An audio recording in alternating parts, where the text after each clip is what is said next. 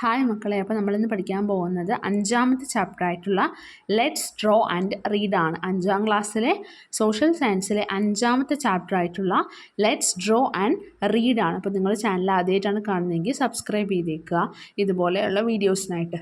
Let's draw and read. Draw എന്ന് പറഞ്ഞാൽ എന്താണ്? വരയ്ക്കാനും വായിക്കാനും പഠിക്കാം. Aji has come to participate in Kerala School Arts Festival being held in Thrissur district. His family is also with him. Given below is a layout of the venue with them. അപ്പോൾ താഴെ ഒരു മാപ്പ് തന്നിട്ടുണ്ട്. അതെന്തിൻ്റെ മാപ്പാണ്? അജി എന്ന് പറയുന്ന കുട്ടി സ്കൂളിലെ arts ഫെസ്റ്റിവലിന്, Kerala school arts ഫെസ്റ്റിവലിന് പങ്കെടുക്കാനായിട്ട് തൃശ്ശൂർ ഡിസ്ട്രിക്റ്റിൽ വന്നു. തൃശ്ശൂർ ഡിസ്ട്രിക്റ്റ് വെച്ചാണ് കേരള സ്കൂൾ കലോത്സവം നടക്കുന്നത്. അപ്പോൾ അവിടെ പങ്കെടുക്കാനായിട്ട് തൃശ്ശൂർ വന്നു. അപ്പോൾ അവൻ എവിടെ പോകണം? അവൻ്റെ പ്രോഗ്രാം നടക്കുന്ന സ്ഥലത്തേക്ക് എത്താനുള്ള ഒരു മാപ്പാണ് ഈ താഴെ നൽകിയിരിക്കുന്നത്. അപ്പോൾ നമുക്ക് ആ മാപ്പ് നോക്കാം. എപ്പോഴും നമ്മൾ മാപ്പ് നോക്കുമ്പോൾ മനസ്സിലാക്കേണ്ടത് മുകൾ ഭാഗത്തായിരിക്കും നോർത്ത്, പിന്നെ സൗത്ത്, പിന്നെ ഇതിൽ W എന്ന് കാണിക്കുന്നതാണ് വെസ്റ്റ്, പിന്നെ E എന്ന് കാണിച്ചിരിക്കുന്നതാണ് ഈസ്റ്റ് എന്ന് പറയുന്നത്. അപ്പം നമ്മൾ സൂക്ഷിച്ച് നോക്കുക, എന്നിട്ട് നമുക്ക് മനസ്സിലാക്കാം. ഒരു സ്വരാജ് റൗണ്ട് ഉണ്ട്, അതാണ് തൃശ്ശൂരിൻ്റെ സെൻട്രലായിട്ട് വരിക. എന്നിട്ട് A എന്ന് പറയുന്നതാണ് റെയിൽവേ സ്റ്റേഷൻ എന്ന് പറയുന്നത്. B ആണ് ബസ് സ്റ്റാൻഡ്. C എന്ന് മാർക്ക് ചെയ്തിരിക്കുന്നതാണ് പ്രോഗ്രാം കമ്മിറ്റി ഓഫീസ്. അത് കഴിഞ്ഞ് D എന്ന് മാർക്ക് ചെയ്തിരിക്കുന്നത് ഡൈനിങ് ഹാളും E എന്ന് മാർക്ക് ചെയ്തിരിക്കുന്നതാണ് ഗവൺമെൻറ് HSS തൃശ്ശൂർ. അപ്പോൾ ഇതെല്ലാം ഓരോന്ന് മനസ്സിലാക്കിയല്ലോ. അപ്പോൾ MG റോഡും കാണിച്ചിട്ടുണ്ട്, പാലക്കാട് റോഡും കാണിച്ചിട്ടുണ്ട്. ഇനി നമുക്ക് കൂടുതലായിട്ട് ഇതിൽ നിന്നുള്ള ക്വസ്റ്റ്യൻസ് ചെയ്ത് മനസ്സിലാക്കാം. റെയിൽവേ സ്റ്റേഷനിൽ നിന്നൊക്കെ അവസാനം അവർ പ്രോഗ്രാം കമ്മിറ്റി ഓഫീസിൽ എത്തിച്ചേർന്നു. അത് സ്വരാജ് റൗണ്ടിൻ്റെ അടുത്താണ്. അജിയുടെ പ്രോഗ്രാം ഹെൽഡ് ചെയ്യുന്നത് എവിടെ വെച്ചിട്ടാണ്? To be held at government HSS Thrissur. Government HSS തൃശ്ശൂരിൽ വെച്ചിട്ടാണ് അജിയുടെ പ്രോഗ്രാംസ് നടക്കുന്നത്. അപ്പോൾ ഇത്തിരി മനസ്സിലാക്കിയല്ലോ. In which direction should Aji go to reach the venue quickly from the programme committee office. Programme committee ഓഫീസിൽ നിന്ന് വേഗം അവൻ്റെ പ്രോഗ്രാം നടക്കുന്ന ഗവൺമെൻറ് HSS തൃശ്ശൂരിലേക്ക് എത്താൻ അവൻ എങ്ങോട്ടേക്കാണ് പോകേണ്ടത്? പ്രോഗ്രാം കമ്മിറ്റി ഓഫീസ് എവിടെ? C എന്ന് മാർക്ക് ചെയ്തിട്ടുണ്ട്. അവിടെ നിന്ന് അവന് ഗവൺമെൻറ് HSS തൃശ്ശൂർ, E എന്ന് മാർക്ക് ചെയ്തിരിക്കുന്ന ഗവൺമെൻറ് HSS തൃശ്ശൂരിലെത്താൻ അവൻ നോർത്തിൻ്റെയും ഈസ്റ്റിൻ്റെയും ഇടയിൽ കൂടി പോകണം അല്ലേ? അപ്പോൾ അതെന്താണ്? നോർത്ത് ഈസ്റ്റ് ഡയറക്ഷനിൽ അവൻ പോകണം. എന്നാലേ അവൻ അവസാനം ഗവൺമെൻറ് HSS തൃശ്ശൂരിൽ എത്തിച്ചേരുകയുള്ളൂ. അടുത്ത ക്വസ്റ്റ്യൻ എന്താണ്? Can you find out where the dining hall is by checking the layout. അപ്പോൾ നമ്മൾ നേരത്തെ കണ്ട ലേഔട്ട് നോക്കിയിട്ട് എവിടെയാണ് ഡൈനിങ് ഹാൾ എന്ന് നമുക്ക് പറയാനായിട്ട് സാധിക്കും. D അല്ലേ ഡൈനിങ് ഹാൾ എന്ന് പറയുന്നത്? ഡൈനിങ് ഹാൾ ഏറ്റവും മുകളിലല്ലേ ഉള്ളത്, അപ്പോൾ അത് നോർത്തിലാണ് ഉള്ളത്. അടുത്ത in which direction should one travel from government HSS Thrissur to reach the dining hall. Government HSS തൃശ്ശൂരാണ് E എന്ന് മാർക്ക് ചെയ്തിരിക്കുന്നത്. അവിടെ നിന്ന് Dയിലേക്ക് എത്താൻ, ഡൈനിങ് ഹാളിലേക്ക് എത്താൻ എങ്ങോട്ടേക്കാണ് പോകേണ്ടത്? നോർത്തും സൗത്തും വെസ്റ്റും ഈസ്റ്റും നിങ്ങൾ മനസ്സിലാക്കിയല്ലോ. അപ്പോൾ വെസ്റ്റിലേക്കാണ് പോകേണ്ടത്. വെസ്റ്റിലേക്ക് പോകുമ്പോഴാണ് ഡൈനിങ് ഹാൾ എത്തുന്നത്. അപ്പോൾ നിങ്ങൾ എങ്ങനെയാണ് ലേഔട്ട് വരയ്ക്കുന്നതെന്ന് മനസ്സിലാക്കിയല്ലോ. അപ്പോൾ ഇതുപോലൊരു ലേഔട്ട് നിങ്ങളുടെ സ്കൂളിൻ്റെയോ നിങ്ങളുടെ ക്ലാസ് റൂമിൻ്റെയോ ഒക്കെ ലേഔട്ട് നിങ്ങൾക്കും വരയ്ക്കാനായിട്ട് സാധിക്കുമോ എന്നുള്ളതാണ്. അതുപോലെ ഇതുപോലത്തെ ഒരു ക്വസ്റ്റ്യൻസ് ഉണ്ടാക്കി അതിൻ്റെ ആൻസറും കണ്ടുപിടിക്കാനായിട്ട് നോക്കാനാണ്. അടുത്തെന്താണ് പറഞ്ഞിരിക്കുന്നത്? We consider direction from where sun rises to be the east. അപ്പോൾ സൂര്യൻ ഉദിച്ചു വരുന്ന സ്ഥലമാണ് നമ്മൾ ഈസ്റ്റ് ആയിട്ട് കണക്കാക്കുന്നത്. അപ്പോൾ sun rises in the east എന്ന് നിങ്ങൾ പഠിച്ചിട്ടുണ്ടല്ലോ. Sun sets in the west എന്നും പഠിച്ചിട്ടുണ്ട്. അപ്പം സൂര്യൻ ഉദിച്ചു വരുന്നതാണ് ഈസ്റ്റ് ആയിട്ട് നമ്മൾ കണക്കാക്കുന്നത്. അപ്പോൾ ഇവിടെ പിക്ചർ Aയും Bയും ഉണ്ട്, അത് മനസ്സിലാക്കാം. Aji is standing near his house facing the rising sun. തൻ്റെ വീടിന് മുന്നിൽ നിന്നുകൊണ്ട് ഉദിച്ചു വരുന്ന സൂര്യനെ നോക്കി നിൽക്കുകയാണ് Aji. In which direction is Aji facing. Aji ഏത് ഡയറക്ഷനാണ് ഫേസ് ചെയ്ത് നിൽക്കുന്നത്? സൂര്യൻ ഉദിച്ചു വരുന്ന ഡയറക്ഷൻ. അപ്പോൾ അതേതാണ്? ഈസ്റ്റ് ആണ്. അടുത്ത കുറച്ച് ക്വസ്റ്റ്യൻസ് ആണ്. ഏത് ഡയറക്ഷനെയാണ് അജി ഫേസ് ചെയ്യുന്നത്? ഈസ്റ്റിനെ. അടുത്ത ക്വസ്റ്റ്യൻ, അജി എങ്ങോട്ടേക്കാണ് അവൻ്റെ റൈറ്റ് ഹാൻഡ് സ്ട്രെച്ച് ചെയ്തിരിക്കുന്നത്? റൈറ്റ് ഹാൻഡ് സ്ട്രെച്ച് ചെയ്തിരിക്കുന്നിടത്തേക്കാണ് വീടുള്ളത്, അത് സൗത്ത് ഡയറക്ഷനാണ്. ഇനി ലെഫ്റ്റ് ഹാൻഡ് സ്ട്രെച്ച് ചെയ്തിരിക്കുന്നതാണ് നോർത്ത് ഡയറക്ഷൻ എന്ന് പറയുന്നത്. അതുപോലെ തന്നെ അജിയുടെ ഷാഡോ എങ്ങോട്ടാണ്? അവൻ്റെ പിറകിലേക്കാണല്ലേ നിൽക്കുന്നത്, അത് വെസ്റ്റിലേക്കാണ് നിൽക്കുന്നത്. അജി ഇപ്പം നോക്കിയത് തിരിഞ്ഞു നിന്നു. അപ്പോൾ അജി ഇപ്പോൾ എങ്ങോട്ടാണ് ഫേസ് ചെയ്യുന്നത്? സൂര്യൻ ഉദിക്കുന്നതിൻ്റെ ഓപ്പോസിറ്റ് അല്ലേ? അപ്പോൾ സൂര്യൻ ഉദിക്കുന്നത് ഈസ്റ്റിലേക്കാണ് എങ്കിൽ അവൻ ഫേസ് ചെയ്യുന്നത് വെസ്റ്റിനെയാണ്.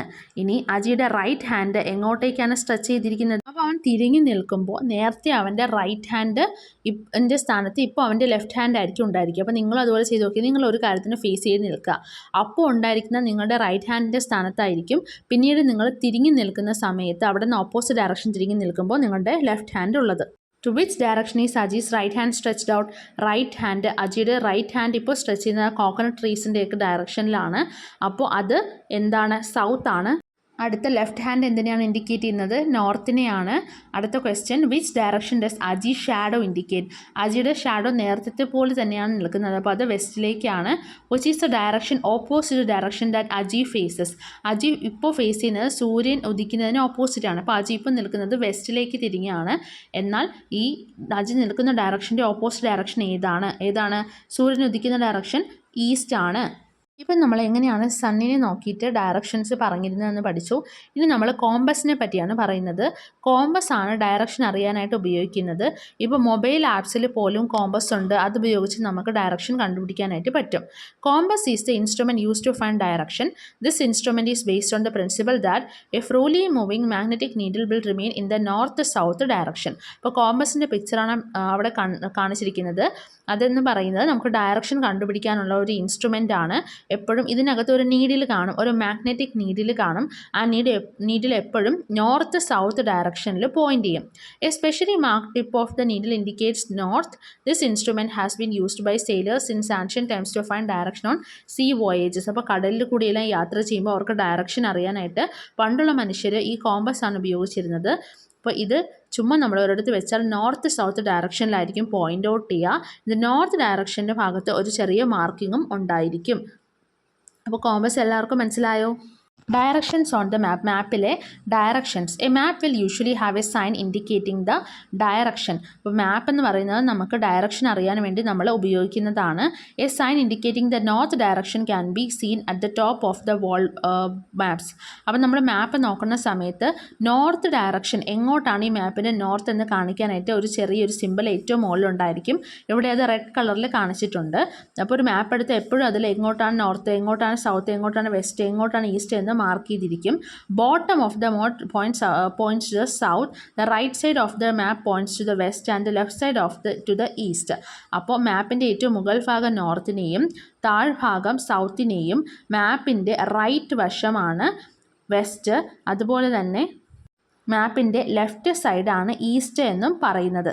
അപ്പോൾ നമുക്കിത് മനസ്സിലായല്ലോ. മുകൾ ഭാഗമാണ് നോർത്ത്, താഴ്ഭാഗമാണ് സൗത്ത്, റൈറ്റ് ആണ് വെസ്റ്റ്, ലെഫ്റ്റ് ആണ് ഈസ്റ്റ്. അടുത്ത് നിങ്ങൾക്ക് ഇതുപോലെ നിങ്ങളുടെ ക്ലാസ് റൂമിൻ്റെ ഒരു മാപ്പ് വരയ്ക്കാനുള്ള ഒരു എക്സസൈസാണ്. അത് നിങ്ങൾ സ്വന്തമായിട്ട് ചെയ്തു നോക്കുക. അതൊക്കെ ഒരു ഫൺ ആക്ടിവിറ്റിയാണ്. അപ്പോൾ അത് നിങ്ങൾ സ്വന്തമായിട്ട് ചെയ്യുമല്ലോ. അപ്പോൾ നിങ്ങൾ ഉണ്ടാക്കിയ ക്ലാസ് റൂമിൻ്റെ മാപ്പ് ഇതുപോലെയൊക്കെ തന്നെയാണോ ഇരിക്കുന്നത്? അജി ഉണ്ടാക്കിയ അവൻ്റെ ക്ലാസ് റൂമിൻ്റെ ഒരു സ്കെച്ചാണ് ഇവിടെ താഴെ തന്നിരിക്കുന്നത്. ഡോറിന് ഡി എന്നും ടേബിളിന് ടി എന്നും ബെഞ്ചിന് ബി എന്നും ബി എന്നുള്ളത് ബ്ലാക്ക് ബോർഡ്, ഡബ്ല്യു എന്നുള്ളത് വിൻഡോ, ഇതിനെല്ലാം സൂചിപ്പിച്ചാണ് അവൻ വരച്ചിരിക്കുന്നത്. അപ്പോൾ നിങ്ങളും ഇതുപോലെ ഒരു മാപ്പ് നമുക്ക് ഉണ്ടാക്കാനായിട്ട് ട്രൈ ചെയ്യാം. അടുത്ത് നോക്കിയേ, അജിയുടെ സ്കൂളിൻ്റെ ഒരു മാപ്പാണ് ഈ തന്നിരിക്കുന്നത്. ഓഡിറ്റോറിയം ഉണ്ട്, ലാബുണ്ട്, കിച്ചണും ഡൈനിങ്ങും ഉണ്ട്, ടോയ്ലറ്റ് ഉണ്ട്, ലൈബ്രറി ആൻഡ് റീഡിംഗ് റൂമുണ്ട്, സ്റ്റാഫ് റൂമുണ്ട്, അപ്പോൾ ബാസ്കറ്റ്ബോൾ കോർട്ട് ഉണ്ട്, എൻട്രൻസ് ഉണ്ട്, എല്ലാം കാണിച്ചിട്ടുണ്ട് ഈ മാപ്പിൽ. ഇനി ഇത് വെച്ച് നമുക്ക് കുറച്ച് ക്വസ്റ്റ്യൻസ് കംപ്ലീറ്റ് ചെയ്യാം. ഫസ്റ്റ് ക്വസ്റ്റ്യൻ എന്താണ്? To which direction of the basketball court is the office building located? Office ബിൽഡിങ്ങിൻ്റെ ഡയറക്ഷനാണ് നമ്മൾ കണ്ടുപിടിക്കേണ്ടത്. എന്ത് വെച്ചിട്ടാണ് പറയുന്നത്? ബാസ്കറ്റ്ബോൾ കോർട്ടിനെ വെച്ചിട്ടാണ് പറയുന്നത്. അതായത് ബാസ്കറ്റ്ബോൾ കോർട്ടിൻ്റെ എവിടെയാണ് ഓഫീസ് ബിൽഡിംഗ് എന്നാണ് ക്വസ്റ്റ്യൻ. അപ്പോൾ എവിടെയാണ്? അപ്പോൾ ബാസ്കറ്റ്ബോൾ കോർട്ട് നമ്മൾ കണ്ടു.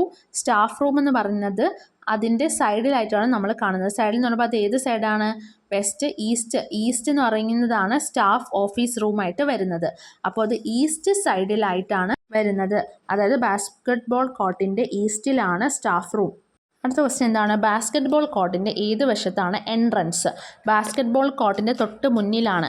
മുന്നിലെന്ന് പറയുമ്പോൾ മുകളിലാണെങ്കിൽ നോർത്ത് ആയിരുന്നതിന് താഴെയേണ്ടത് സൗത്തിലോട്ടാണ്. അടുത്ത് to which direction of the toilet complex are the library and reading room located? ലൈബ്രറിയും റീഡിംഗ് റൂമും ടോയ്ലറ്റിൻ്റെ എങ്ങോട്ടേക്കാണ് ഡയറക്ഷൻ വരുന്നത്? നമ്മൾ ആ പിക്ചർ നോക്കുമ്പോൾ മനസ്സിലാവും ടോയ്ലറ്റിൻ്റെ തൊട്ട് മുന്നിലാണ് റീഡിംഗ് റൂം വരുന്നത്, ലൈബ്രറിയും വരുന്നത്. അപ്പോൾ അത് സൗത്തിലാണ്. അടുത്ത question to which direction of building with the store room is the kitchen located? Store റൂമിൻ്റെ ഏത് വശത്തായിട്ടാണ് കിച്ചൺ വരുന്നത്? സ്റ്റോർ റൂമിൻ്റെ പിന്നിലായിട്ടാണ് നമ്മൾ കാണുന്നത് കിച്ചനെ. അപ്പോൾ നമുക്ക് നോക്കുമ്പോൾ മനസ്സിലാകും നോർത്തിലായിട്ടാണ്. മുകളിലോട്ടല്ലേ നമ്മൾ കാണുന്നത്, താഴേക്കല്ലല്ലോ. അപ്പോൾ നോർത്തിലേക്കാണ് വരുന്നത്. അടുത്ത ക്വസ്റ്റ്യൻ എങ്ങോട്ടേക്കാണ് ഒരാൾ മൂവ് ചെയ്യുന്നത്? ഇപ്പോൾ ഒരാൾക്ക് ഓഡിറ്റോറിയത്തിൽ നിന്ന് എൻട്രൻസ് ഗേറ്റിലേക്ക് പോകണമെന്നുണ്ടെങ്കിൽ താഴേക്കല്ലേ വരേണ്ടത്? അത് സൗത്തിലേക്കാണ് വരേണ്ടത്. അപ്പോൾ ഇത്രയും ആക്ടിവിറ്റി മനസ്സിലായോ? എല്ലാ ക്വസ്റ്റ്യൻസും മനസ്സിലായോ? നോർത്തും സൗത്തും വെസ്റ്റും ഈസ്റ്റും എന്താണെന്ന് എല്ലാവർക്കും മനസ്സിലായല്ലോ. നമുക്ക് അടുത്ത ഭാഗം നോക്കാം. അപ്പോൾ നിങ്ങളുടെ വീട്ടിലൊക്കെ പോയിട്ട് നിങ്ങളുടെ അമ്മമാർക്കൊക്കെ സ്കൂളിലെ കാര്യങ്ങളൊക്കെ പറയുമ്പോൾ പറയാറുണ്ട്, ഞാൻ എൻ്റെ സ്കൂളിലെ 2ാമത്തെ ബെഞ്ചിലെ 3ാമത്തെ സീറ്റിലാണ് ഇരിക്കുന്നത്, അല്ലെങ്കിലോ ഞാൻ എൻ്റെ സ്കൂളിലെ ലാസ്റ്റ് ബെഞ്ചിലെ ഫസ്റ്റ് സീറ്റിലിരിക്കുന്ന കുട്ടിയാണ്.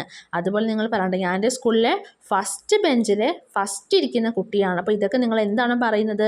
നിങ്ങൾ എവിടെയാണ് എന്ന് നിങ്ങളുടെ അമ്മയ്ക്ക് പറഞ്ഞു കൊടുക്കുന്നതല്ലേ. അപ്പോൾ അതുപോലെ നമ്മളൊരു ഗ്ലോബ് എടുത്തിട്ട്, നമ്മുടെ എർത്ത് നമുക്കറിയാലോ ഒരു സ്പെരിക്കലാണ്. അപ്പോൾ അത് നമ്മൾ എടുത്തിട്ട്, നമ്മൾ എർത്തിൻ്റെ ഷേപ്പ് എടുത്തിട്ട് നമ്മളുടെ വീട് എവിടെയാണ് എന്ന് നോക്കുകയാണ്. അപ്പോൾ അതെങ്ങനെയാണ് നമുക്ക് മനസ്സിലാക്കാനായിട്ട് പറ്റുക?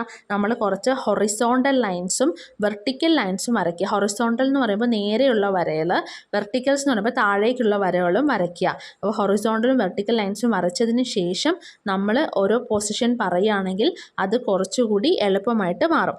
അപ്പോൾ നോക്കിയേ, ഒരാളുടെ വീട് ഇവിടെ തന്നിട്ടുണ്ട്. എന്നിട്ട് ചോദിക്കുകയാണ് ഈ വീടിരിക്കുന്നത് എവിടെയാണെന്ന് ചോദിക്കുമ്പോൾ നമ്മൾ കൃത്യമായിട്ട് എങ്ങനെ പറയും? ഈ വീടിരിക്കുന്നത്, ആ കോളത്തിൽ നോക്കാം, ഈ വീടിരിക്കുന്നത് എവിടെയാണ്? Horizontal lines D and E. D എന്നും ഇ എന്നും പേരുള്ള ഹൊറിസോണ്ടൽ ലൈൻസ് നേരെയുള്ള വരകൾക്കിടയിലും, അതുമാത്രമല്ല വെർട്ടിക്കൽ ലൈൻസ് താഴേക്കുള്ള വരകൾ 2, 3 എന്ന വരകൾക്കിടയിലുമാണ് ഈ വീട് കാണുന്നത് എന്ന് നമുക്ക് കൃത്യമായിട്ട് പറയാനായിട്ട് പറ്റും. അപ്പോൾ എളുപ്പമായല്ലോ.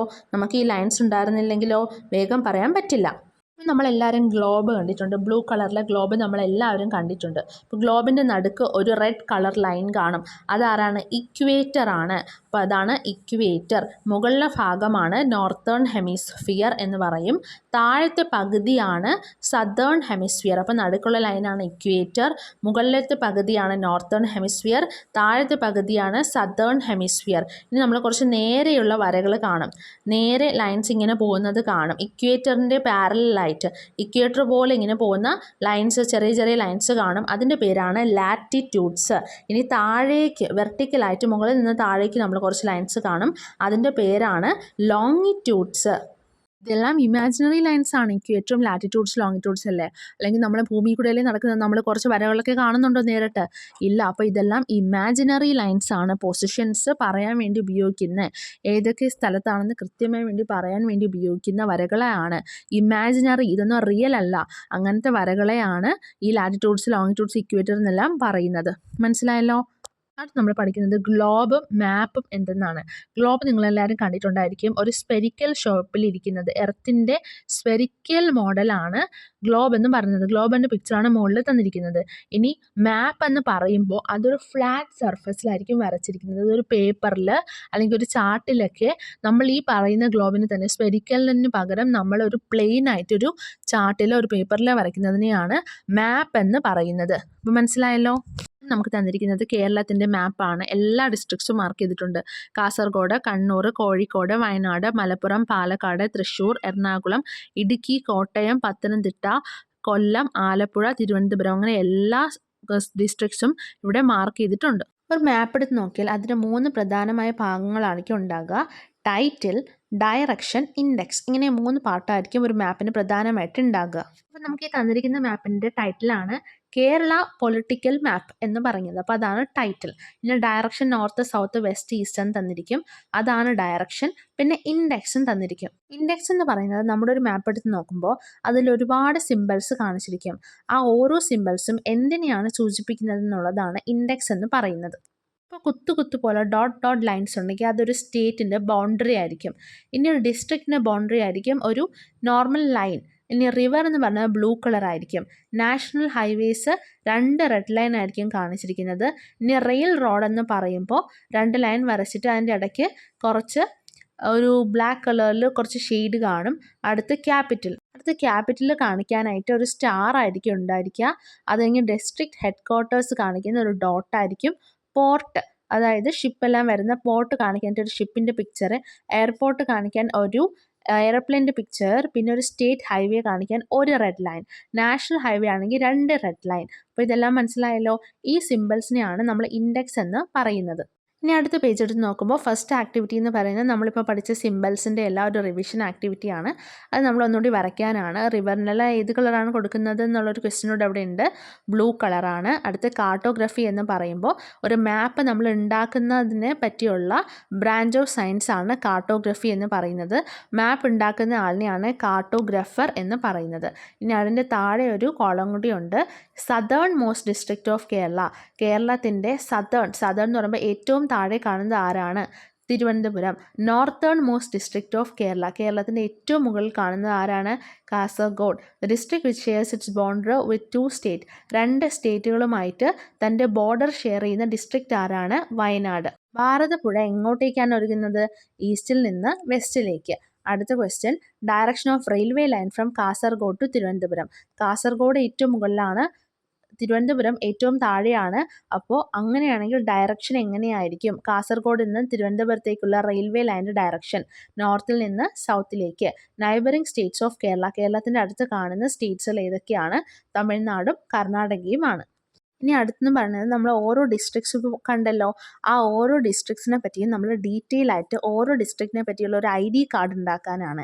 അപ്പോൾ ആ ID കാർഡിൽ നമ്മൾ ഡിസ്ട്രിക്റ്റിൻ്റെ പേരും അതിൻ്റെ ലൊക്കേഷനും അതിൻ്റെ നെയ്ബറിംഗ് സ്റ്റേറ്റുകൾ, അതിൻ്റെ തൊട്ടടുത്ത് കാണുന്ന സ്റ്റേറ്റ് അല്ലെങ്കിൽ ഡിസ്ട്രിക്റ്റ്, അതുപോലെ തന്നെ എയർപോർട്ട്, റെയിൽവേ അതെല്ലാം കാണിക്കാനും മറ്റ് ഫീച്ചേഴ്സ് എന്തെങ്കിലും ഉണ്ടെങ്കിൽ അതെല്ലാം കൂടി കാണിക്കാനായിട്ടാണ് ഈ ID കാർഡ് പ്രിപ്പയർ ചെയ്യാനായിട്ട് പറയുന്നത്. അപ്പോൾ നമ്മൾ ഈ ID കാർഡിൻ്റെ എഴുതേണ്ട ഒരു സ്പേസാണ് തന്നിരിക്കുന്നത്.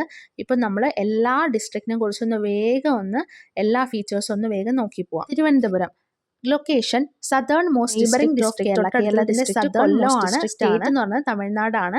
തിരുവനന്തപുരം പോർട്ടുണ്ട്. തിരുവനന്തപുരം സെൻട്രൽ റെയിൽവേ സ്റ്റേഷൻ ഉണ്ട്. കൊച്ചുവേളിയും ഉണ്ട്.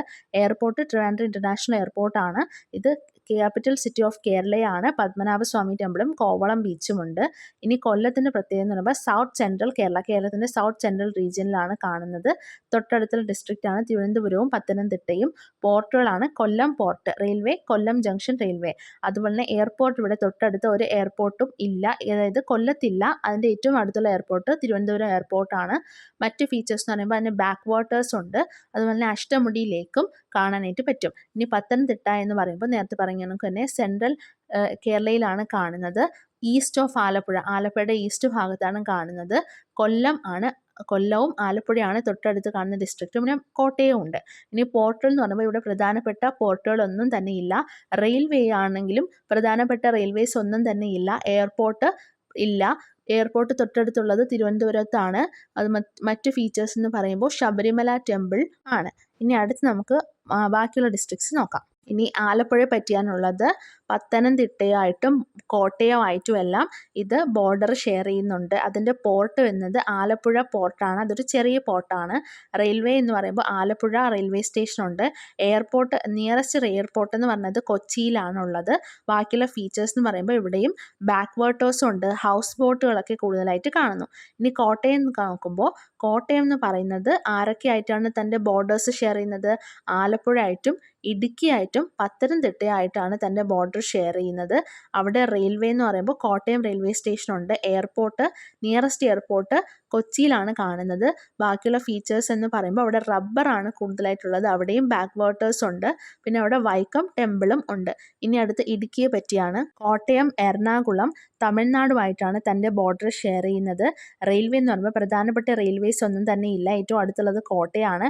എയർപോർട്ട് എന്ന് പറയുന്നത് അടുത്ത് പ്രധാനപ്പെട്ട എയർപോർട്ട് കാണുന്നത് കൊച്ചിയിലാണ്. ഇവിടെ ഇടുക്കിയിൽ അങ്ങനെ എയർപോർട്ടൊന്നും ഇല്ല. പ്രധാനപ്പെട്ട ഫീച്ചേഴ്സ് എന്ന് പറയുന്നത് for its picturesque hills, dams like Idukki dam and wildlife sanctuary. ഇപ്പോൾ ഒരുപാട് വൈൽഡ് ലൈഫ് സാങ്ച്വറീസ് ഉണ്ട്, അതുപോലെ തന്നെ ഒരുപാട് ഭംഗിയുള്ള മലനിരകളുണ്ട്, അതുപോലെ തന്നെ ഇടുക്കി ഡാം പോലുള്ള ഒരുപാട് ഡാംസും ഉണ്ട്. അടുത്ത എറണാകുളമാണ്. എറണാകുളം ഇടുക്കിയുമായിട്ടും കോട്ടയമായിട്ടും ബോർഡേഴ്സ് ഷെയർ ചെയ്യുന്നുണ്ട്. പോർട്ട് എന്ന് പറയുമ്പോൾ കൊച്ചി പോർട്ടും ആണ് പ്രധാനപ്പെട്ട കോട്ട്. അടുത്ത റെയിൽവേ എന്ന് പറയുമ്പോൾ Ernakulam junction and Ernakulam town station, അതാണ് പ്രധാനപ്പെട്ട റെയിൽവേ സ്റ്റേഷൻസ്. അടുത്ത എയർപോർട്ട് എന്ന് പറയുമ്പോൾ കൊച്ചി ഇൻ്റർനാഷണൽ എയർപോർട്ടാണ്. അത് എന്തിനാണ് ഏറ്റവും പ്രധാനമായിട്ടുള്ളത്? Commercial activities, Mattancherry palace and fort Kochi. അപ്പോൾ ഫോർട്ട് കൊച്ചി, മട്ടാഞ്ചേരി പാലസ് ഇതൊക്കെയാണ് ഇവിടുത്തെ ഏറ്റവും പ്രധാനപ്പെട്ട അട്രാക്റ്റീവ് ഫീച്ചേഴ്സ്. അടുത്ത് തൃശ്ശൂർ നോക്കുമ്പോൾ എറണാകുളവും പാലക്കാടുമായിട്ടാണ് തൻ്റെ ബോർഡേഴ്സ് ഷെയർ ചെയ്യുന്നത്. റെയിൽവേ എന്ന് പറയുമ്പോൾ തൃശ്ശൂർ റെയിൽവേ സ്റ്റേഷൻ ഉണ്ട്. ഏറ്റവും അടുത്ത എയർപോർട്ട് എന്ന് പറയുന്നത് കൊച്ചിയാണ്. ഇനി എന്തിനാണ് ഇത് ഫേമസ് ആയിട്ടുള്ളത്? തൃശ്ശൂർ എന്ന് പറയുമ്പോൾ തന്നെ തൃശ്ശൂർ പൂരമാണ്. അതുപോലെ തന്നെ ഹിസ്റ്റോറിക്കൽ ടെമ്പിൾസ്, ഒരുപാട് പുരാതനമായ ക്ഷേത്രങ്ങളുമുണ്ട്. അടുത്ത പാലക്കാട് എന്ന് പറയുമ്പോൾ തൃശ്ശൂരുമായിട്ടും കോഴിക്കോടുമായിട്ടും പിന്നെ തമിഴ്നാടുമായിട്ടാണ് തൻ്റെ ബോർഡേഴ്സ് ഷെയർ ചെയ്യുന്നത്. പാലക്കാട് ജംഗ്ഷൻ റെയിൽവേ സ്റ്റേഷനുണ്ട്. എയർപോർട്ട് എന്ന് പറയുമ്പോൾ ഏറ്റവും പ്രധാനപ്പെട്ട അടുത്ത് കാണുന്ന എയർപോർട്ട് കോയമ്പത്തൂർ തമിഴ്നാട്ടിലെ കോയമ്പത്തൂരിലാണ്. അടുത്ത മറ്റ് ഫീച്ചേഴ്സ് എന്ന് പറയുമ്പോൾ പാലക്കാട് ഫോർട്ട് ഉണ്ട്. അടുത്ത് നമുക്ക് പഠിക്കേണ്ടത് കോഴിക്കോടിനെ പറ്റിയാണ്. കോഴിക്കോട് പാലക്കാടും വയനാടും മലപ്പുറവുമായിട്ടാണ് തൻ്റെ ബോർഡേഴ്സ് ഷെയർ ചെയ്യുന്നത്. കോഴിക്കോട് പോർട്ടാണ് നമ്മുടെ പ്രധാനപ്പെട്ട പോർട്ട്. പിന്നെ റെയിൽവേ എന്ന് പറയുമ്പോൾ കോഴിക്കോട് റെയിൽവേ സ്റ്റേഷനുണ്ട്. എയർപോർട്ട് കാലിക്കറ്റ് ഇൻ്റർനാഷണൽ എയർപോർട്ടാണുള്ളത്. ഇനി മറ്റ് ഫീച്ചേഴ്സ് എന്ന് പറയുമ്പോൾ ഹിസ്റ്റോറിക് സിഗ്നിഫിക്കൻസ് ഉള്ള ഒരുപാട് സ്ഥലങ്ങളുണ്ട്, അതുപോലെ തന്നെ ബീച്ചസും ഉണ്ട്. ഇനി വയനാട് എന്ന് പറയുമ്പോൾ തൻ്റെ ബോർഡേഴ്സ് ഷെയർ ചെയ്യുന്നത് കോഴിക്കോടും മലപ്പുറവുമായിട്ടാണ്, പിന്നെ കർണാടകയായിട്ടും. ഇനി റെയിൽവേ സ്റ്റേഷൻ എന്ന് പറയുമ്പോൾ പ്രധാനപ്പെട്ട അടുത്ത ഉള്ള റെയിൽവേ സ്റ്റേഷൻ എന്ന് പറയുന്നത് കോഴിക്കോടും കണ്ണൂറുമാണ്. കാരണം സ്വന്തമായിട്ട് റെയിൽവേ സ്റ്റേഷൻ ഇല്ല വയനാട്ടിൽ. എയർപോർട്ട് എന്ന് പറയുമ്പോൾ പ്രധാനപ്പെട്ട അടുത്തുള്ള എയർപോർട്ട് കണ്ണൂരിലാണ്. ബാക്കിയുള്ള ഫീച്ചേഴ്സ് എന്ന് പറയുമ്പോൾ അത് വളരെ മനോഹരമായ ഒരു സ്ഥലമാണ്. വൈൽഡ് ലൈഫ് ഫീച്ചേഴ്സ് ഉണ്ട്, അതുപോലെ തന്നെ കോഫി പ്ലാന്റേഷനും കൂടുതലായിട്ട് കാണുന്നു വയനാട്ടിൽ. ഇനി അടുത്ത് മലപ്പുറമാണ്. മലപ്പുറം തന്നെ ബോർഡേഴ്സ് ഷെയർ ചെയ്യുന്നത് കോഴിക്കോടായിട്ടും വയനാടായിട്ടും പാലക്കാടായിട്ടുമാണ്. റെയിൽവേ എന്ന് പറയുമ്പോൾ Malappuram connected via near by stations like Angadipuram and Tirur. അങ്ങാടിപ്പുറവും തിരൂറും വഴി കണക്ട് ചെയ്യുന്ന ട്രെയിൻസ് ഉണ്ട്. അതുപോലെ തന്നെ എയർപോർട്ട് എന്ന് പറയുമ്പോൾ പ്രധാനപ്പെട്ട തൊട്ടടുത്ത് കാണുന്ന എയർപോർട്ട് കാലിക്കറ്റ് ഇൻ്റർനാഷണൽ എയർപോർട്ടാണ്. ഇനി ഫീച്ചേഴ്സ് എന്ന് പറയുമ്പോൾ known for rich cultural heritage and Thirunavaya temple. അപ്പോൾ ഇതിന് ഒരുപാട് കൾച്ചറൽ ഹെറിറ്റേജ് ഉള്ള ഒരു സ്ഥലമാണ് മലപ്പുറം എന്ന് പറയുന്നത്. അതുപോലെ തന്നെ തിരുനവായ ടെമ്പിളും ആണ്. അപ്പോൾ അടുത്ത് കണ്ണൂരാണ്. കണ്ണൂർ വയനാടുമായിട്ടും കാസർഗോഡുമായിട്ടാണ് തൻ്റെ ബോർഡേഴ്സ് ഷെയർ ചെയ്യുന്നത്. കണ്ണൂർ റെയിൽവേ സ്റ്റേഷനും ഉണ്ട്, കണ്ണൂർ ഇൻ്റർനാഷണൽ എയർപോർട്ടും ഉണ്ട്. ഹാൻഡ്ലൂം ഇൻഡസ്ട്രി, കൈത്തറി വസ്ത്രങ്ങളും ബീച്ചസും എല്ലാം കൂടുതലായിട്ട് കാണുന്നു. അടുത്ത് കാസർഗോഡ് എന്ന് പറയുമ്പോൾ കണ്ണൂരുമായിട്ടും കർണാടകയായിട്ടുമാണ് തൻ്റെ ബോർഡേഴ്സ് ഷെയർ ചെയ്യുന്നത്. കാസർഗോഡ് റെയിൽവേ സ്റ്റേഷനുണ്ട്. ഏറ്റവും അടുത്തുള്ള എയർപോർട്ട് എന്ന് പറയുന്നത് മാംഗ്ലൂരിലാണ്, കർണാടകയിലെ മാംഗ്ലൂരിലാണ്. ഇവിടെ എന്തിനാണ് ഏറ്റവും പ്രധാനമായിട്ടുള്ളത്? ഒരുപാട് ഫോർട്ടുകളുണ്ട്, ബേക്കൽ ഫോർട്ട് പോലുള്ള ഫോർട്ടുകളുണ്ട്. അതുപോലെ തന്നെ കൾച്ചറൽ ഇൻഫ്ലുവൻസസും ഉണ്ട്. ഒരുപാട് പ്രത്യേകതകളുള്ള ഒരു നാടാണ് കാസർഗോഡ് എന്ന് പറയുന്നത്. അപ്പോൾ നമുക്കറിയാം നമ്മൾ ജീവിക്കുന്നത് ഇന്ത്യ എന്ന രാജ്യത്താണ്. അവിടെ ഒരുപാട് സ്റ്റേറ്റുകളുണ്ട്. ഇന്ത്യയിൽ നമുക്ക് ഒരുപാട് സംസ്ഥാനങ്ങളുണ്ട്. അതിലൊരു സംസ്ഥാനമാണ് കേരളം. കേരളത്തിൽ ഒരുപാട് ഡിസ്ട്രിക്ട്സ് ഉണ്ട്. അതിലൊരു ഡിസ്ട്രിക്റ്റാണ് തിരുവനന്തപുരം. അങ്ങനെ നമുക്ക് മനസ്സിലാക്കി എടുക്കണം കേട്ടോ. അതായത് നമ്മൾ ജീവിക്കുന്ന ഇന്ത്യയിലെ ഒരു സംസ്ഥാനമാണ് കേരളം. ആ കേരളത്തിൽ ഒരുപാട് ഡിസ്ട്രിക്ട്സ് ഉണ്ട്. നമ്മൾ ജീവിക്കുന്നത് അതിലെ ഒരു ഡിസ്ട്രിക്റ്റിലാണ്. അപ്പോൾ നമുക്ക് ഒരുപാട് സ്റ്റേറ്റുകളുണ്ടെന്ന് മനസ്സിലായല്ലോ. അപ്പോൾ എല്ലാ സ്റ്റേറ്റ്സിൻ്റെയും പേര് നമ്മൾ പഠിച്ച് വെക്കണം. സ്റ്റേറ്റ്സും യൂണിയൻ ടെറിട്ടറീസും ഉണ്ട്. യൂണിയൻ ടെറിട്ടറീസ് എന്ന് പറഞ്ഞാൽ സ്റ്റേറ്റ്സ് അല്ല, അതെന്താണെന്നൊക്കെ നിങ്ങൾ പിന്നെ പഠിക്കും. അപ്പോൾ നമ്മൾ സ്റ്റേറ്റ്സിൻ്റെയും യൂണിയൻ ടെറിട്ടറീസിൻ്റെയും പേര് പഠിക്കണം. അതിൻ്റെ എല്ലാത്തിൻ്റെയും തലസ്ഥാനങ്ങൾ എന്താണെന്നും കൂടി നമ്മൾ പഠിക്കണം. അപ്പോൾ കേരളം എന്ന സംസ്ഥാനത്തിൻ്റെ തലസ്ഥാനമാണ് തിരുവനന്തപുരം എന്ന ജില്ല. അപ്പോൾ അങ്ങനെ നമ്മൾ പഠിച്ചു വെക്കണം. ഇവിടെ നമുക്ക് എല്ലാ സ്റ്റേറ്റുകളും അതിൻ്റെ ക്യാപിറ്റലും തന്നിട്ടുണ്ട്. ആന്ധ്രാപ്രദേശിൻ്റെ ക്യാപിറ്റലാണ് അമരാവതി, അരുണാചൽ പ്രദേശിൻ്റെ ക്യാപിറ്റലാണ് ഇറ്റാനഗർ, ആസാമിൻ്റെ ക്യാപിറ്റലാണ് ഡിസ്പൂർ, ബീഹാറിൻ്റെ ക്യാപിറ്റലാണ് പാട്ന, ഛത്തീസ്ഗഡിൻ്റെ ക്യാപിറ്റലാണ് റായ്പൂർ, ഗോവയുടെ ക്യാപിറ്റലാണ് പനാജി, ഗുജറാത്തിൻ്റെ ക്യാപിറ്റലാണ് ഗാന്ധിനഗർ, ഹരിയാനയുടെ ക്യാപിറ്റലാണ് ചണ്ഡീഗഡ്, ഹിമാചൽ പ്രദേശിൻ്റെ ക്യാപിറ്റലാണ് ഷിംല, ജാർഖണ്ഡിൻ്റെ ക്യാപിറ്റലാണ് റാഞ്ചി, കർണാടകയുടെ ക്യാപിറ്റലാണ് ബാംഗ്ലൂർ, കേരളത്തിൻ്റെ ക്യാപിറ്റലാണ് തിരുവനന്തപുരം. അടുത്ത ബാക്കി സ്റ്റേറ്റ്സ് നോക്കാം. മധ്യപ്രദേശിൻ്റെ ക്യാപിറ്റലാണ് ഭോപ്പാൽ, മഹാരാഷ്ട്രയുടെ ക്യാപിറ്റലാണ് മുംബൈ, മണിപ്പൂരിൻ്റെ ക്യാപിറ്റലാണ് ഇംഫാൽ, മേഘാലയയുടെ ക്യാപിറ്റലാണ് ഷില്ലോങ്, മിസോറാമിൻ്റെ ക്യാപിറ്റലാണ് ഐസ്വാൾ, നാഗാലാൻഡിൻ്റെ ക്യാപിറ്റലാണ് കൊഹിമ, ഒഡീഷയുടെ ക്യാപിറ്റലാണ് ഭുവനേശ്വർ, പഞ്ചാബിൻ്റെ ക്യാപിറ്റലാണ് ചണ്ഡീഗഡ്, രാജസ്ഥാൻ്റെ ക്യാപിറ്റലാണ് ജയ്പൂർ, സിക്കിൻ്റെ ക്യാപിറ്റലാണ് ഗാംഗ്ടോക്ക്, തമിഴ്നാടിൻ്റെ ക്യാപിറ്റലാണ് ചെന്നൈ, തെലങ്കാനയുടെ ക്യാപിറ്റലാണ് ഹൈദരാബാദ്, ത്രിപുരയുടെ ക്യാപിറ്റലാണ് അഗർത്തല, ഉത്തർപ്രദേശിൻ്റെ ക്യാപിറ്റലാണ് ലക്നൗ, ഉത്തരാഖണ്ഡിൻ്റെ ക്യാപിറ്റലാണ് ഡെറാഡൂൺ, വെസ്റ്റ് ബംഗാളിൻ്റെ ക്യാപിറ്റലാണ് കൊൽക്കത്ത. അടുത്ത് നമ്മൾ പഠിക്കേണ്ടത് യൂണിയൻ ടെറിട്ടറീസിൻ്റെ പേരും അവരുടെ ക്യാപിറ്റൽസും ആണ്. ആൻഡമാൻ ആൻഡ് നിക്കോബർ ഐലൻഡിൻ്റെ ക്യാപിറ്റലാണ് പോർട്ട് ബ്ലെയർ, ചണ്ഡീഗഡിൻ്റെ ക്യാപിറ്റലാണ് ചണ്ഡീഗഡ് തന്നെയാണ്. ഡാൻഡ്ര ആൻഡ് നഗർ ഹവേലി ആൻഡ് ദാമൻ ദ്യൂ അവരുടെ ക്യാപിറ്റലാണ് ദാമൻ. ലക്ഷദ്വീപിൻ്റെ ക്യാപിറ്റലാണ് കവരത്തി, ഡൽഹിയുടെ ക്യാപിറ്റലാണ് ന്യൂ ഡൽഹി, പുതുച്ചേരിയുടെ ക്യാപിറ്റൽ പുതുച്ചേരി തന്നെയാണ്. ലഡാക്കിൻ്റെ ക്യാപിറ്റലാണ് ലേ ആൻഡ് കാർഗിൽ, ജമ്മു ആൻഡ് കാശ്മീരിൻ്റെ ക്യാപിറ്റലാണ് ശ്രീനഗർ ആൻഡ് ജമ്മു. ഇനി അടുത്ത ഒരു എക്സസൈസ് ആണ്. അത് നമ്മൾ കണ്ട മാപ്പിനെ അടിസ്ഥാനമാക്കിയുള്ളതാണ്. നമ്മൾ നേരത്തെ ഇന്ത്യയുടെ മാപ്പ് കണ്ടു, അപ്പോൾ അത് വെച്ച് മനസ്സിലാക്കിയിട്ട് ചെയ്യേണ്ടതാണിത്. The sea to the east of India, ഇന്ത്യയുടെ ഈസ്റ്റ് ഭാഗത്തുള്ള സീ ഏതാണ്? ബേ ഓഫ് ബംഗാൾ ആണ്. അത് നമുക്ക് ആ മാപ്പിൽ ഒന്നുകൂടി നോക്കാം. അപ്പോൾ നമുക്ക് നോർത്ത്, സൗത്ത്, വെസ്റ്റ്, ഈസ്റ്റ് അറിയാം. ഈസ്റ്റ് എന്ന് പറയുമ്പോൾ ഈ മ്യാൻമാറിൻ്റെ സൈഡിൽ, ഈ ഒഡീഷയുടെ സൈഡിലാണ് ഈസ്റ്റ് എന്ന് പറഞ്ഞ ഡയറക്ഷൻ വരുന്നത്. അപ്പോൾ അവിടെയുള്ള സീ ബേ ഓഫ് ബംഗാൾ ആണ്. The sea to the west of India, ഇനി വെസ്റ്റ് ഓഫ് ഇന്ത്യ, ഇന്ത്യയുടെ വെസ്റ്റ് ഭാഗത്തുള്ള സീ ഏതാണ്? അറേബ്യൻ സീ ആണ്. അടുത്ത ക്യാപിറ്റൽ ഓഫ് ഇന്ത്യ, ഇന്ത്യയുടെ ക്യാപിറ്റൽ ആരാണ്? ഡൽഹി ആണ്. അടുത്ത് the northern most union territory of India, ഇന്ത്യയുടെ നോർത്തേൺ മോസ്റ്റ് യൂണിയൻ ടെറിട്ടറി ഏതാണ്? നോർത്ത് എന്ന് പറയുമ്പോൾ ഏറ്റവും മുകളിലുള്ള യൂണിയൻ ടെറിട്ടറി ഏതാണ്? ലഡാക്ക് ആണ്. അടുത്ത question, in which part of India is Arunachal Pradesh situated? Arunachal Pradesh ഇന്ത്യയുടെ ഏത് ഭാഗത്താണ്? അതിൻ്റെ ആൻസർ ആണ് north eastern part of India, ഇന്ത്യയുടെ നോർത്ത് ഈസ്റ്റേൺ ഭാഗത്തായിട്ടാണ് അരുണാചൽ പ്രദേശ് കാണുന്നത്. അടുത്ത neighbouring country to the south of India, ഇന്ത്യയുടെ സൗത്തിലുള്ള അടുത്തുള്ള കൺട്രീസ് ഏതൊക്കെയാണ്? ശ്രീലങ്ക. അടുത്ത question, the southern most union territory of India, ഇന്ത്യയുടെ സദേൺ മോസ്റ്റ് യൂണിയൻ ടെറിട്ടറി ആരാണ്? Andaman and Nicobar island. അടുത്ത നെയ്ബറിംഗ് കൺട്രീസ് ഓഫ് ഇന്ത്യ, ഇന്ത്യയുടെ തൊട്ടടുത്തുള്ള രാജ്യങ്ങൾ ആരൊക്കെയാണ്? പാകിസ്ഥാൻ, ചൈന, നേപ്പാൾ, ഭൂട്ടാൻ. ഇന്ത്യയിൽ ആദ്യമായി വന്നിറങ്ങിയ ട്രാവലറാണ് വാസ്കോഡ ഗാമ എന്ന് പറയുന്നത്. കാലിക്കറ്റിലെ കാപ്പാടാണ് ആദ്യമായിട്ട് വാസ്കോഡ ഗാമ വന്നത്. വാസ്കോഡ ഗാമ വന്ന ആ വഴി എങ്ങനെയാണെന്ന് കാണിക്കുന്ന ഒരു മാപ്പാണ് താഴെയുള്ളത്. അപ്പോൾ അത് നോക്കിയിട്ട് നമുക്ക് ഏതൊക്കെ കടൽ മാർഗ്ഗമാണ് വാസ്കോഡ ഗാമ കാലിക്കറ്റ് എത്തിയത്, അപ്പോൾ ഏതൊക്കെ കടലുകളിൽ കൂടി, ഏതൊക്കെ ഓഷൻസിൽ കൂടിയാണ് അദ്ദേഹം അവസാനം കാലിക്കറ്റ് എത്തിച്ചേർന്നതെന്നാണ് നമ്മളിനി അടുത്ത് മനസ്സിലാക്കേണ്ടത്. അപ്പോൾ അദ്ദേഹം കടന്നു വന്ന വഴികളാണ് റെഡായിട്ട് മാർക്ക് ചെയ്തിരിക്കുന്നത്, ഒരു റെഡ് ആരോ പോലെ മാർക്ക് ചെയ്തിരിക്കുന്നത്. അറ്റ്ലാന്റിക് ഓഷനും ഇന്ത്യൻ ഓഷനും കഴിഞ്ഞാണ് അവസാനം ഇന്ത്യയിലെ കാലിക്കറ്റിൽ വന്ന് ഇറങ്ങിയത്. ഇനി മറ്റേതൊക്കെ ഓഷൻസ് ആണുള്ളത്? അറ്റ്ലാന്റിക് ഓഷൻ ഉണ്ട്, ഇന്ത്യൻ ഓഷൻ ഉണ്ട്, പിന്നെ ഉള്ളതാണ് Pacific Ocean, Arctic Ocean and Antarctic Ocean. Are all these oceans lying close to each other? Observe the globe and find out the largest ocean. അപ്പോൾ ഏറ്റവും വലിയ ഓഷൻ ഏതാണെന്നാണ്? പസഫിക് ഓഷനാണ് ഏറ്റവും വലിയ Ocean. അടുത്ത് നമ്മൾ മാപ്പ് നോക്കിയിട്ട് എല്ലാ കോണ്ടിനെൻസും ഏതാണെന്ന് എഴുതാനായിട്ട് മൊത്തം നമുക്ക് 7 കോണ്ടിനെൻസ് ആണ് ഉള്ളത്. ആരൊക്കെയാണ് അവർ? Africa, Antarctica, Asia, Europe, North America, South America, Australia. അപ്പോൾ ഇതാണ് 7 continents. Africa, Antarctica, Asia, Europe, North America, South America, Australia. അപ്പോൾ ഇന്ത്യ ഏത് കോണ്ടിനെൻറ്റിൻ്റെ ഭാഗമാണ്? ഏഷ്യ എന്ന് പറയുന്ന കോണ്ടിനെൻറ്റിൻ്റെ ഭാഗമാണ് ഇന്ത്യ.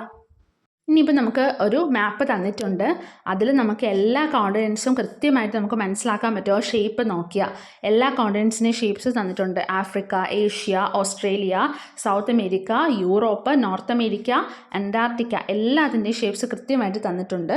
അപ്പോൾ അത് നോക്കി എല്ലാ കോണ്ടിനെൻറ്റ്സും മനസ്സിലാക്കിയിട്ട് ആ കളർ ചെയ്യാനാണ്, അവിടെ കളർ ചെയ്ത് കൊടുക്കുക. അത് നമുക്കൊരു എക്സസൈസ് ആണ്. കോണ്ടിനെൻറ്റ് ഫോണ്ടിൻ്റെ west of Atlantic Ocean, Atlantic ഓഷൻ്റെ വെസ്റ്റിൽ കാണുന്ന കോണ്ടിനെൻ്റ് ആരാണ്? South America.